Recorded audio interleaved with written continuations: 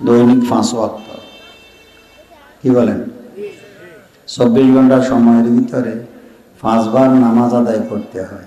রোজা বৎসরান্তে একবার, 1 মাস। এই হলো আমার জানের ইবাদত। নামাজ বুদ্ধির সাথে ভিত্তি করে ফরজ করা হয়েছে, আর রোজা শক্তির সাথে। জন্মসূত্রে আমাদের শক্তিও ছিল না, বুদ্ধিও ছিল না। শিশু নির্বোধ, আবার দুর্বল। যখনই বালেগ হয়েছি তখন আমাদের দেহে শক্তি আসছে, কিন্তু ছোট্টবেলায় আমরা দুর্বল ছিলাম। তো এই শক্তির সুক্রিয়া নামাজ, রোজা। আর জন্মসূত্রে আমাদের কোনো জ্ঞান ছিল না, আমরা ছিলাম নির্বোধ। যখনই আমরা বড় হয়েছি তখন আমাদের বুদ্ধি আসছে। ঠিক আছে না ভাই? তো নামাজটা হলো বুদ্ধিভিত্তিক ইবাদত। যতক্ষণ মানুষের জ্ঞান থাকে ততক্ষণ তার উপরে নামাজ ফরজ থাকে। যদি জ্ঞান না থাকে তাহলে ফরজ নাই। পাগলের নামাজ নাই, কেন? তার জ্ঞান নাই, অথচ শক্তি আছে প্রবল। ঠিক আছে না? এজন্য যতক্ষণ জ্ঞান থাকে ততক্ষণ আমাকে নামাজ আদায় করতে হবে। নামাজ পুরুষের উপরে কোনো অবস্থাতে মাপ নাই, ক্ষমা করা হয়নি, সহজ করা হয়েছে। নারীর 2 অবস্থায় নামাজ মাপ। মাসিক ঋতুস্রাব হইলে, সন্তান প্রসবের উপরে, এই 2 সময়। আর পুরুষের কোনো অবস্থাতে কি নেই, মাপ নাই, কিন্তু সহজ করা হয়েছে। যদি দাঁড়াইতে না পারে বসে বসে পড়বে, বসতে না পারলে হেলান দিয়ে পড়বে, হেলান দিয়ে না পারলে শুয়ে শুয়ে পড়বে। রুকু যদি স্বাভাবিক করতে না পারে মাথার ইশারায় রুকু করবে। কি বলেন? কিন্তু মাফ করছে না সহজ করছে? কত বড় গুরুত্বপূর্ণ ইবাদত। কোনো একজন মানুষ সাগরে যদি ভাসমান থাকে, তার যদি জ্ঞান থাকে, নামাজের ওয়াক্ত যদি সে বুঝতে পারে, তাহলে ভাসতে ভাসতে মাথার ইশারায় সে নামাজটা আদায় করতে হবে। কত গুরুত্বপূর্ণ বিষয়। আল্লাহ আমাদেরকে নিয়মিত নামাজগুলা পড়ার তৌফিক দান করে। এটা আমার জানের ইবাদত। রোজা শক্তির সাথে সম্পৃক্ত। যদি শক্তি না থাকে রোজা না রাখলেও চলে, না রাখলে চলে। এজন্য আমাদের বুড়া বাবা মা যখন শেষ সময়ে আর শক্তি রাখে না, তখন রোজার পরিবর্তে আরেকটা মানুষের খাওয়াই দিলে রোজার দায়িত্ব শেষ হয়। ঠিক আছে? তো আল্লাহ এই নামাজ রোজার প্রতি যত্নবান থাকার তৌফিক দান করে। তারপরে মালের ইবাদত 2টা। একটা হলো যাকাত, যদি নেশাব পরিমাণ টাকার মালিক হয়। আরেকটা হইল হজ, যদি বাইতুল্লাহ জিয়ারতের সামর্থ্য থাকে। নামাজ রোজা সবাই ভাগ্যে জুটে, যাকাত হজ সকলের ভাগ্যে জুটে না মাল না থাকলে। তাহলে জান্নাতে যাওয়া বড় সহজ। ইমানের পরে নিয়ত করি হালাল খাবো। কি খাবো? হালাল খাবো, নামাজ পড়ব, মরতে দেরি হবে, জান্নাতে যাইতে দেরি হবে না। ওই যে একটু আগে মৌলানা জান্নাতের ওয়াজ করছে, সেখানে গেলে মন যা চাবে তা পাবে। সেখানে আমাদের কোনো কাজ নাই, আছে শুধু ভোগ। বলেন কি আছে? সেখানে শুধু ভোগ আছে, কোনো কাজ নাই। সেখানে আমরা হব মেহমান। বলেন কি? মেহমান। জান্নাতে জান্নাতি আল্লাহর মেহমান। আল্লাহ তুমি আমাদেরকে জান্নাতে আল্লাহর মেহমান হওয়ার তৌফিক দেন। তো আমরা এই দুনিয়ার জীবনে হইলাম আল্লাহর গোলাম। বলেন কি? যারা এখানে আল্লাহর গোলাম হবে তারা জান্নাতে আল্লাহর মেহমান হবে। এখানে আমরা যারা আল্লাহর গোলাম হব না, নামাজ রোজা করব না, তারা জান্নাতে আল্লাহর মেহমান হওয়ার সুযোগ পাবে না। তাহলে আমাদের 2টা পরিচয় হইল, মৃত্যুর উপরে জান্নাতে মেহমান, দুনিয়াতে আল্লাহর গোলাম। দুনিয়াতে আল্লাহ, আল্লাহ তুমি যতদিন বাঁচাই রাখো তোমার গোলাম হিসাবে আমাদের কবুল। তাহলে এখানের গোলাম জান্নাতে মেহমান। এখানে যে আল্লাহর গোলাম নয়, সে জাহান্নামের মেহমান হবে। সেখানে দুঃখের কোনো শেষ নাই, শুধু দুঃখ দুঃখ দুঃখ দুঃখ দুঃখ। আর জান্নাত শুধু সুখ সুখ সুখ। তো সে জান্নাত কিনে নিতে হবে বলছিলাম, ঠিক না? তো আমরা কেমনে কিনব? এই ছেলেগুলা আমাদের উসিলা হবে। আমরা দোয়া করি আল্লাহ এই বাচ্চাগুলার উসিলায় যেন আমাদের নসিব করে। তো সেখানে নেকি লাগবে, বলেন কি লাগবে? হ্যাঁ, নেকি। এখন আমরা কিভাবে কামাই করব? তো আল্লাহ রাব্বুল আলামিন টাকা তিন পথে আসে, নেকিও আমাদের তিন পথে আসবে। টাকা প্রথম রতের কামাইয়ে আসে, মানে আমি কাজ করি, আমি বেতন পাই, আমার মাধ্যমে আমার টাকা হয়, ঠিক আছে না? নেকিও আমার রতের মাধ্যমে আসবে, ওই আমি নামাজ পড়বো, আমি জিকির করব, আমি তেলাওয়াত করব, ঠিক আছে রে ভাই? একই জিনিস। এখন একটা লোক দুনিয়ার কাজ করে, চাকরি করে, সে বেতন পায় কিন্তু নামাজ পড়ে না, তাহলে তার কি নেই? নেকি নেই। সে জিকির করে না, সে তেলাওয়াত পারে না, তাহলে নেকি নেই, নেকি নেই। তো আমরা এখানে রথের কামাইয়ে যেমন টাকার প্রতি আগ্রহী, ঠিক রথের কামাইয়ে আমার নেকির প্রতি যেন আল্লাহ আমাদেরকে আগ্রহী হওয়ার তৌফিক দেন করে। ঠিক আছে ভাই? 2 নাম্বার, ছেলের কামাই। মানুষ রথের কামাইয়ে কোনো মতে সংসারকে ধরে রাখে, ছেলেরে টাকা কামাই করার মতো যোগ্য বানিয়ে যখন চাকরিতে পাঠাই দে, ছেলের মাধ্যমে বাবার হাতে কি আসে বলেন? এটারা আমাদের গ্রাম দেশে কয় হুতের কামাই। সহজে বলেন না, কি কামাই? তাহলে প্রথম ছিল রথের কামাই, তারপরে ধীরে ধীরে ছেলেরে যদি টাকা কামাই করার যোগ্য বানাতে পারে শিক্ষা দিয়ে, তাহলে এখন হুতের কামাই শুরু হয়েছে। এই এলাকায় হুতের কামাই বাড়িঘর আসেনি? কার কার আছে হাত তুলি দেখান। হুতের কামাইটা আল্লাহ আকবার। আল্লাহ আমাদের হুতের হালাল মাল নেক কামাই আরো তৌফিক দান। আচ্ছা, এখন যার ছেলের কামাই নাই, বেকার ছেলে, তো এই ছেলেটা তো বাবার গলার ফাঁস হয়েছে বুড়া কালে, কথা কয় না? তো এখানে আমরা হুতের কামাই চাইনি, সবাই চায়। আরে মিয়া, হুতেরে কোরবান দিয়ে ওই লটিঙা চায়, নয় ফানা মাছ জঙ্গলে বাঘে খায়, ইটালি যাইতে সাগরে ডুবি যায়, তারপরেও তো হুতেরে হাড়ায়। কিলে হাড়ায়? হুতের মায়া না টেঙার মায়া? টাকার মায়া। বুঝেন? তো জান্নাতে যাইতে নেকি লাগবে, নেকিও বান্দার হুতের কামাইয়ে আসবে। এখন একটা লোকের ছেলে ডাক্তার হয়েছে, টাকা আছে, আমেরিকা গেছে, টাকা আছে, কিন্তু ছেলে কপালে সেজদা নাই, বাবার নেকি আছে নি? কথা কয় না? আচ্ছা, এই জন্য আমরা আজ থেকে বদ্ধপরিকর যে আমার হুতের কামাইয়ের প্রয়োজন, তবে টাকার যত প্রয়োজন নেকি তার চেয়ে বেশি প্রয়োজন। আল্লাহ আমাদের সন্তানগুলাকে নেককার বানিয়ে পরকালে আমাদের নেকির মালিক বানাই দাও। এখন কি করব? আমার ছেলেটা মাস্টার হবে, যেন নামাজি হয়, ডাক্তার হবে, নামাজি হবে, ব্যবসায়ী হবে, নামাজি হবে। এই তো, একদিকে সে চাকরি করে টাকা পাবে, আপনার কাছে টাকা আসবে, অন্যদিকে সে আল্লাহর গোলাম হয়ে সেজদা দেবে, বাবার আমল নামাতে নেকি হবে। তো এখানে ছেলের কামাইয়ে যদি বাড়ি গাড়ি হয়, তো ছেলের নেককার সন্তানের বাবার পরকালে জান্নাতের বাড়ি গাড়ি হবে ওই নেকির কারণে। ঠিক আছে? তো কথাটা বুঝতে পারছি? হ্যাঁ, আল্লাহ আমাদের সন্তানগুলারে নেককার বানান, নেককার বানান। একটা মজার কথা আছে, সে কথাটা কি? ডাক্তারে যদি আমার ছেলে ডাক্তার হয়, তাহলে প্রচুর টাকা কামাই করতে পারবে, কিন্তু নেকির কামাইয়ের পথ কম। একটা ছেলে যদি হাফেজ হয়, তাহলে তার হেফজবিদ্যাতে আলেম হইলে নেকির পথে নেকের কাম বেশি করতে পারবে। কথাটা ঠিক নেই? একটাই একটা বেশি আছে, একটাই আরেকটা বেশি। তাই ডাক্তারের বাবার গর্ব হইল মাটির উপরে, যেহেতু তার ছেলে টাকায় কামাই করে বেশি।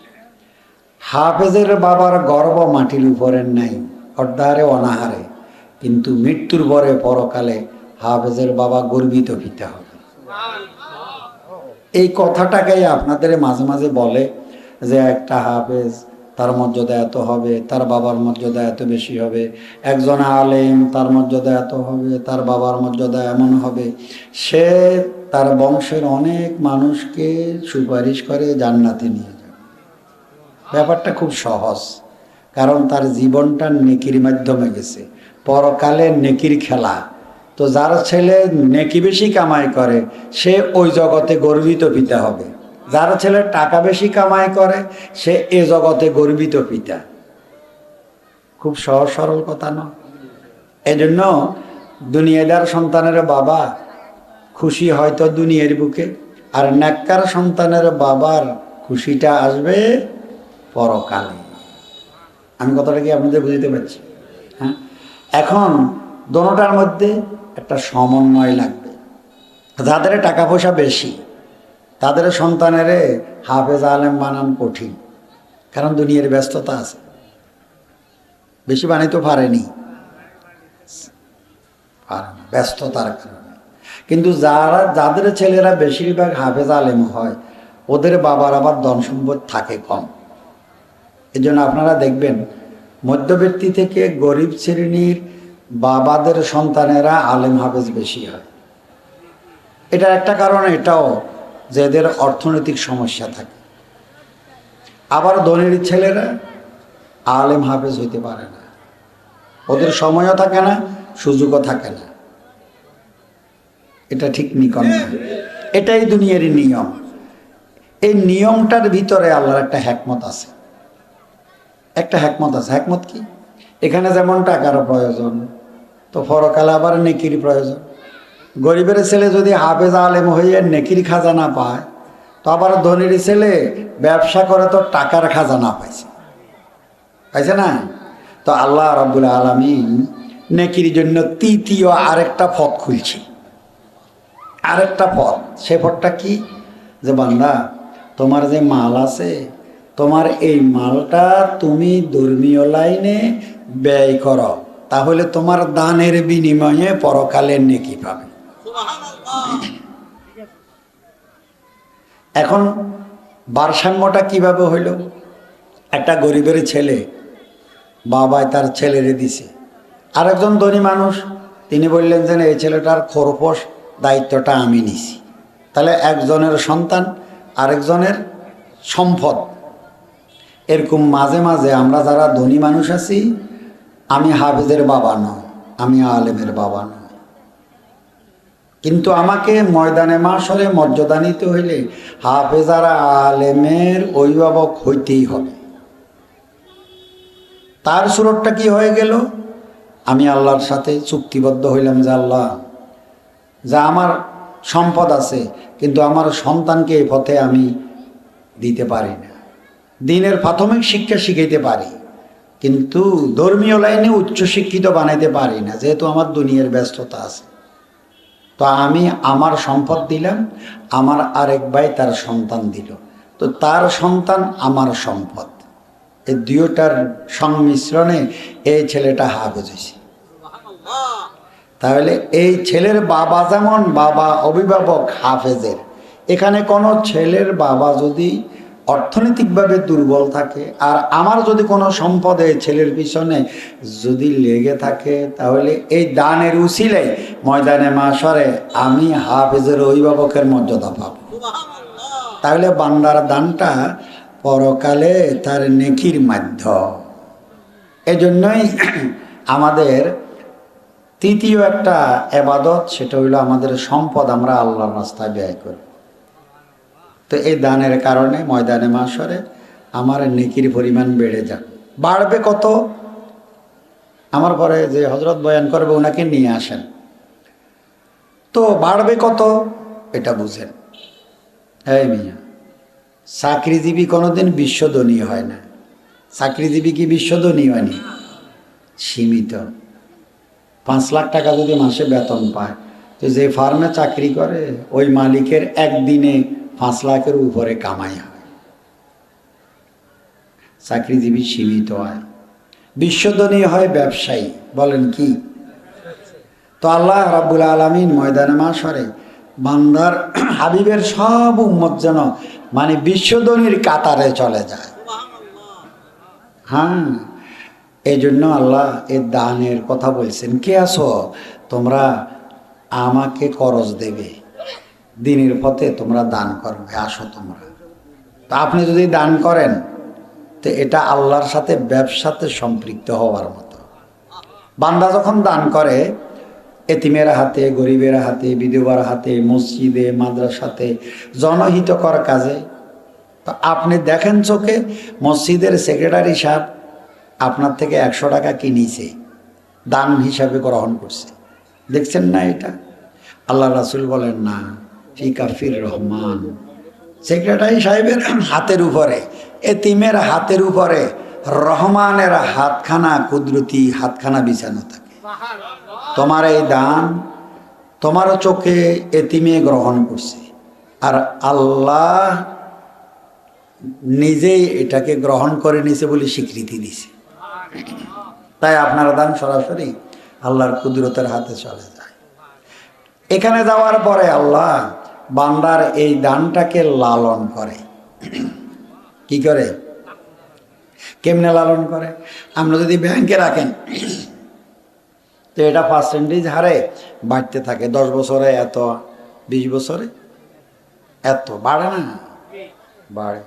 বান্দার দানও আল্লাহ রাব্বুল আলামিনের কুদরতি হাতে বাড়তে থাকে, আল্লাহ এটাকে পাইতে থাকে। কেমনে পালে? তো আল্লাহর হাবিব উদাহরণ দিছে। কিভাবে বলে? ইন্নাল্লাহ ইউরাব্বি সাদাকাতিকুম কামা ইউরাব্বি সাখালাকুম।